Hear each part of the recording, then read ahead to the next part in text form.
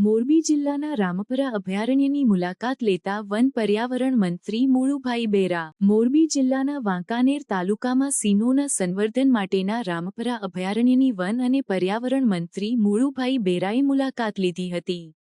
આ મુલાકાત દરમિયાન મંત્રીએ એક વાઇલ્ડ લાઇફ રેસ્ક્યુ અને 18 ફોરેસ્ટ બાઇકને ફ્લેગ ઓફ આપી પ્રસ્થાન કરાવ્યું હતું, જે વાહનો થકી વન વિભાગના કર્મચારીઓની કામગીરીમાં સરળતા સાથે તેમની કાર્યક્ષમતામાં વધારો થશે.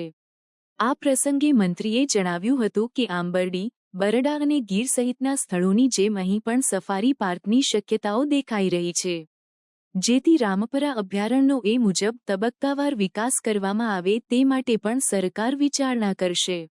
રામપરા અભયારણ્ય સહિત વન વિભાગના મોરબી ડિવિઝનની કામગીરીની મંત્રીએ સરાહના કરી હતી.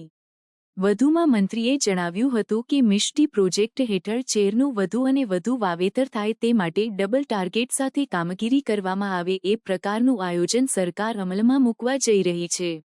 મંત્રીએ રામપર અભયારણ્ય ખાતે સિંહોના બ્રીડિંગ સેન્ટર અને સંવર્ધન કેન્દ્ર તથા અન્ય વન્યજીવોના સંવર્ધન સ્થળોની મુલાકાત કરી તેનું નિરીક્ષણ કર્યું હતું.